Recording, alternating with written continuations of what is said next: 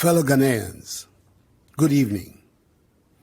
Before I start, let me use this opportunity to thank you all and Almighty God for enabling me to swear for the second time the oath of office as President of the Republic. The ceremony took place after I last spoke to you. I promise I'll do my very best to live up to your expectations. I'm coming into your homes tonight with some rather unpleasant news. When I delivered update number 21 some 2 weeks ago, I urged all of us to continue adhering to the enhanced hygiene and mask-wearing protocols that have served us well and which led us to the situation where we were witnessing a gradual decline in the number of active cases. However, since that time, we have seen an upsurge in the number of active cases, from a little over 900 to 1,924. Our COVID-19 treatment centers have gone from having 0 patients to now being 4 because of the upsurge in infections.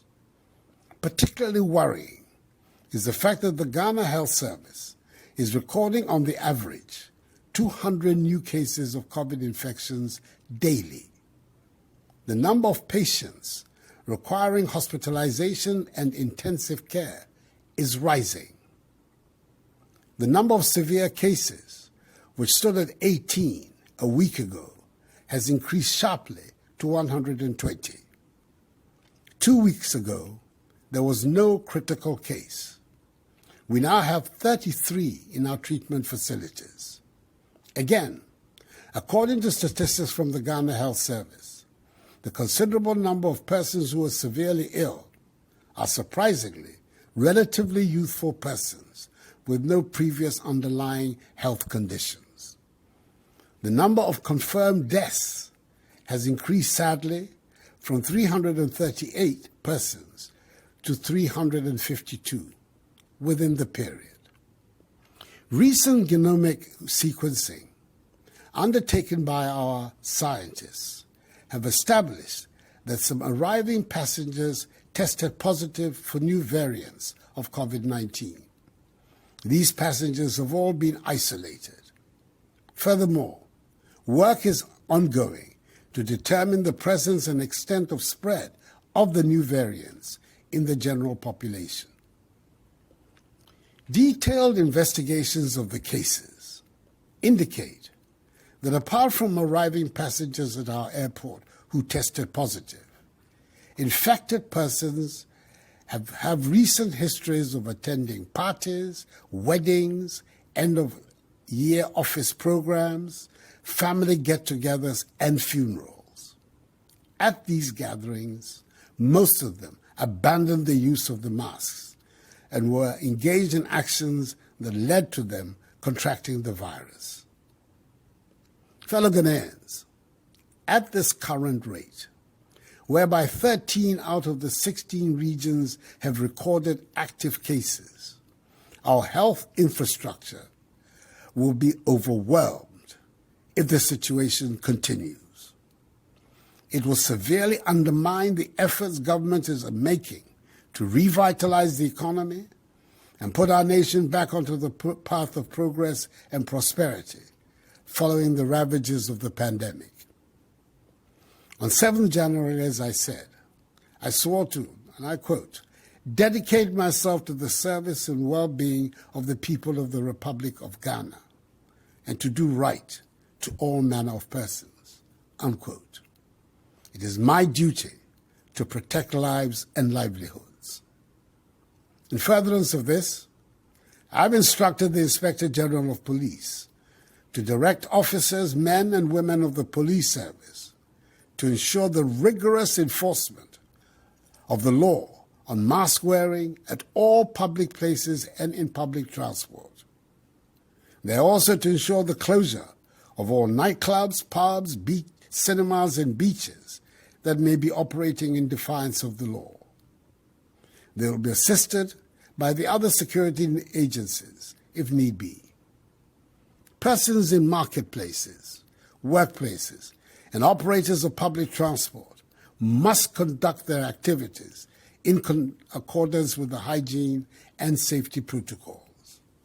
The wearing of masks in these places is mandatory. Regulatory agencies will undertake random checks to ensure conformity with COVID-19 rules. Should any facility or institution fail to comply with these directives, its activities will be immediately prohibited and appropriate sanctions applied. It is important that I remind all Ghanaians that severe punishments exist on our statute books for persons breaking the law on the mandatory wearing of masks. Should anyone be arrested by the security agencies disregarding this directive, that person will be dealt with strictly in accordance with law. We do not want to go back to the days of partial lockdowns, which had a negative impact on our economy and on our way of life.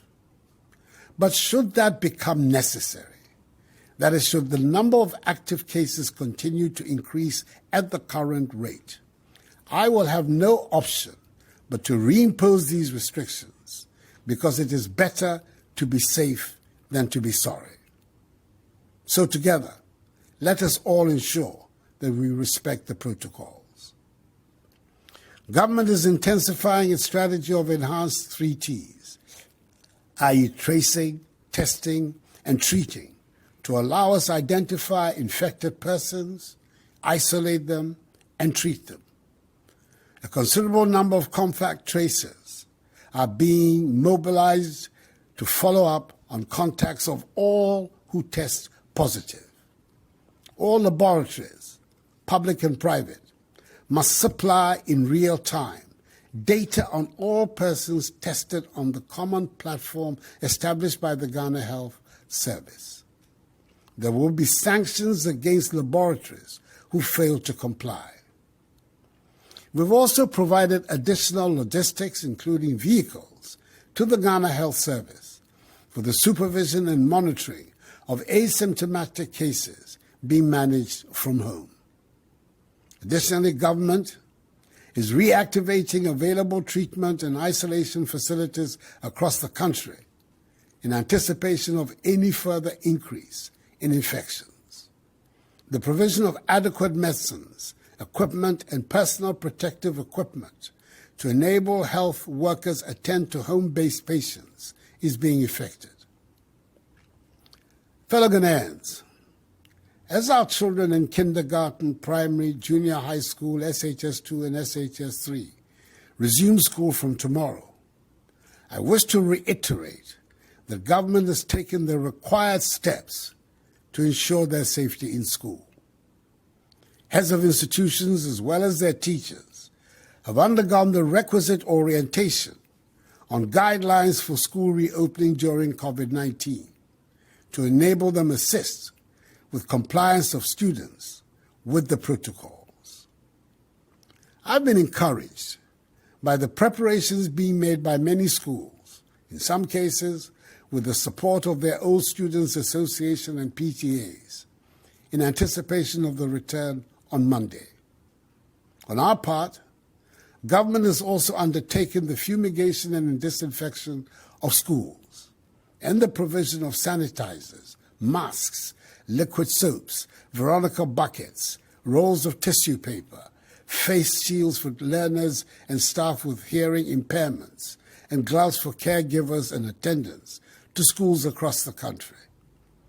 All senior high schools have been mapped to medical facilities across the country so that any outbreak of the disease in any such school can be duly contained. Suspected cases in primary and junior high schools will be managed by district health teams through the school health program and the COVID-19 rapid response teams.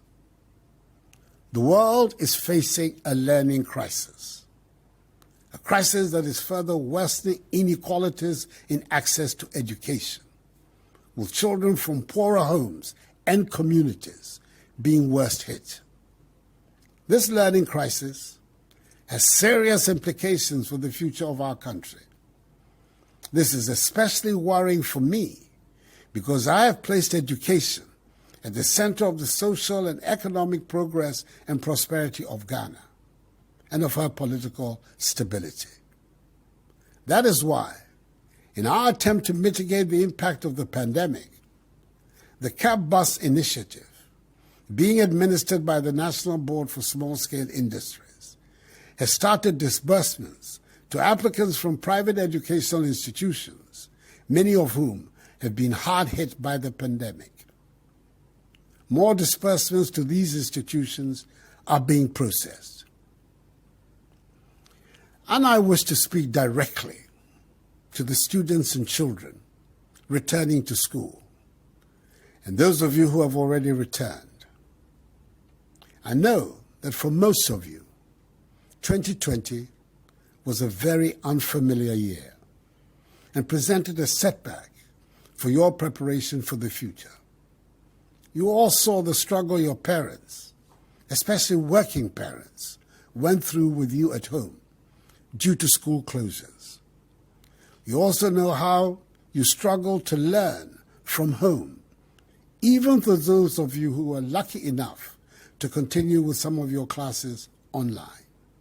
The frustrations, the idleness, the absence of classroom, or study group intimacy, it has all been extremely difficult for you, your parents, teachers, and everybody involved.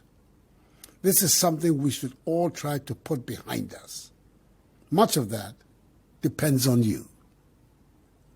As we take these big steps to go back to school, your attitude, your behavior, your self-discipline will decide whether or not our schools will remain open. I'm pleading with you. Please observe the COVID-19 protocols at all times. You must maintain the level of discipline and sense of responsibility to stop the virus from spreading in your schools and for those students at home as well. Wear your masks at all times. Wash and sanitize your hands regularly. Protect yourself. Protect each other. Protect your teachers. Protect your parents. But please, do not give me a reason to close down schools again. I pledge to do my best to keep your education going. I want you to assure me, your parents, your teachers, and society as a whole, through your actions, that you will do your part as well. Fellow Ghanaians, I urge all of us to continue to live responsibly with the virus, even as we work towards accessing the vaccine. Details of the access and rollout plan will be announced very soon. Let us work constantly on how to do our work, keep our businesses and places of worship open, and send our children to school, all in safety. Government, for its part, is resolved and determined to help ensure that we're able to return to our normal daily routines. That is going to work, going to school, going to shop, going to the market, going to a funeral, going to the pub, going to the club, going to the cinema, going to the beach, going to the stadium, or going to worship. We can achieve this result if we cooperate and work together. It is essential that we protect ourselves, our families, and our loved ones from the virus. It is a collective responsibility. If we embrace the safety protocols, that is the enhanced hygiene and mask-wearing protocols, and we continue to put our faith in Almighty God, we will see the light at the end of this tunnel. 0 active cases. That is the goal. We can and must reach it. Enuanom, makasa yare enyankoye. Man ho so biom. Aba pese oboye nyina ho ban. Nti sise ayaye e fa yare no ho no. ye beba ahwe se obia bedi so pepepe. Aban no obia obetia bra no ebedi pa. Efri se ye ni abre. Epese ye pam yare ifri asase so. Nti mesremu mundi nhihye no so. Ni titru mu hye mas no. Anyame me iwi akeshi hela eyako ewo ehe ekun amlalo ntao ni ebu mofia mo he no ewo bejiano toni wo kefosie oba kwe ni mofia mo ketuning pepepe amlalo ke mofia mo ni babu mla bayewa no wo mi panyefai ye ke bejiano toe actually titri mask wear. Fellow Ghanaians, in all sincerity, I repeat that this too shall pass, for the battle is the Lord's. May God bless us all in our homeland Ghana and make her great and strong. I thank you for your attention and good night.